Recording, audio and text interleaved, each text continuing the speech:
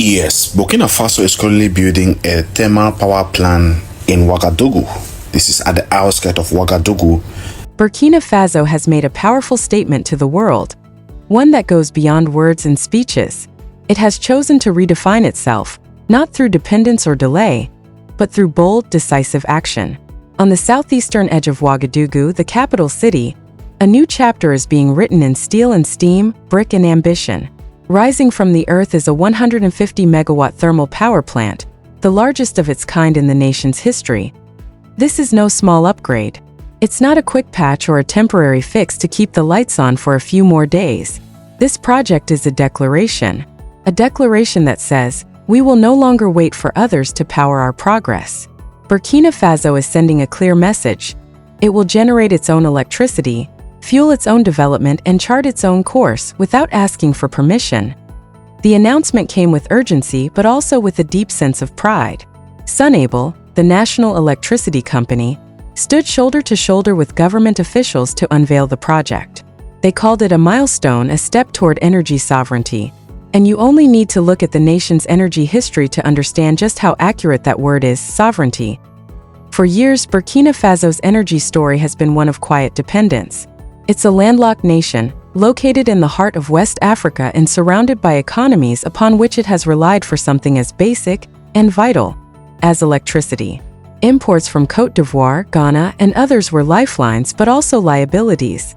Every time regional grids wavered or politics got messy, Burkina Faso found itself in the dark, literally and figuratively. A blackout in a small town? That wasn't always a local problem. Sometimes it was caused by ripple effects from decisions made hundreds of kilometers away, in boardrooms or parliaments in another country. That's not energy security, that's energy vulnerability. And for a nation trying to rise, that kind of reliance cuts deep. And then there's the matter of fuel. Domestic generation wasn't always helpful either. Burkina Faso has long leaned on diesel-powered plants, small, scattered, dependent on international oil markets. Crude oil prices rose in New York. Electricity got more expensive in Ouagadougou. Ships delayed in the Atlantic. Power shortages hit Ouagadougou, a global crisis in the Middle East. Local communities paid the price. Every oil price hike strained the national budget. Sunable, the utility company, had tough choices to make: raise prices, increase debt, beg for more subsidies. And for the people, especially the most vulnerable, that meant higher electricity bills or no electricity at all. This wasn't just economics. It went deeper. It was a question of dignity, of how long a country can depend on fuel it does not control, from markets it cannot influence. That's why this new plant, as simple as it may sound, just a facility to make power, is actually something far bigger. It is liberation. A kind of liberation that doesn't need fanfare or speeches, because its proof lies in what it does. Turn turbines, power homes, light classrooms, energize hospitals, and drive industry to 150 megawatts. This new facility will dwarf existing plants. Consider the Kasoto extension, celebrated in its time, as a substantial 55-megawatt boost to the national grid. This new plant makes even that look modest in comparison. The 22-megawatt station in Ouagadougou, the 43-megawatt station in Ouagadougou, important in their own right, no doubt, but they were stepping stones. This plant is the leap. And it's not just about size, it's about foresight. The plant is being built with an emphasis on efficiency, lower emissions, and modern technology. Burkina Faso is not just adding more power, it's investing in smarter, cleaner power. In a continent where many governments are still tangled in paperwork, donor requirements, and endless rounds of feasibility studies, Burkina Faso acted. This project didn't wait for a perfect solution on paper. It didn't wait for approval from foreign experts. It got underway. Steel in the ground, machines on order, plans in motion. That's how transformation begins, not in theory but in action. And the symbolism, it couldn't be more clear. Burkina Faso is flipping the script. Where once its energy infrastructure stood as a symbol of limitation and dependency, it now stands for autonomy and resilience. Where once the switch was reached only through a foreign grip, it is now within arm's length, controlled by the nation itself. That grip, literal and symbolic, is everything. For decades, Burkina Faso's leaders, engineers, and communities have built with what they had. Those early plants, however small by global standards, were not failures of ambition. They were ambition. In Bobo Dioulasso, a 43-megawatt thermal station has long powered factories and homes, anchoring the city as more than just an agricultural center. It gave a humming industrial heart to one of the country's most dynamic regions. In 2012, the capital's own 22-megawatt station was commissioned, not just adding power but confidence. It said the capital could depend on itself, not just cables from another country. In Kona, a plant built to serve the mining industry was taken and retooled to feed the national grid. Proof again of a resourceful spirit where nothing is wasted.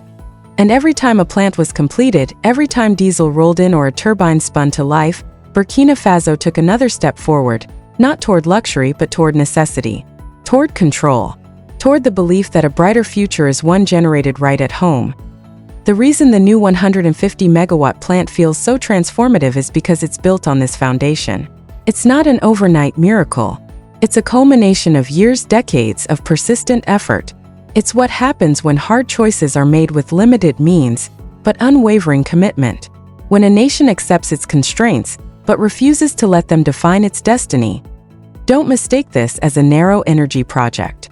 It is deeply political, and in the best way. At a moment when leadership is being put under a microscope across the region, Burkina Faso is offering something tangible, light, progress, a future you can plug into.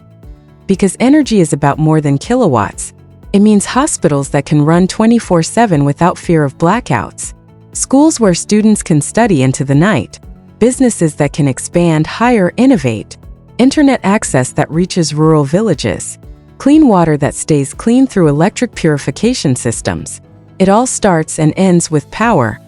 And this is why this project isn't the end of the conversation. It's the beginning of a new one. Power generation doesn't end at the plant. Grid integration, distribution, maintenance, training, these challenges still lie ahead. But what's most important is that Burkina Faso is no longer waiting for external forces to solve them. It's creating internal strength to address them head-on. The road here was not smooth. Burkina Faso's geography, politics, and economic limitations have all played against it.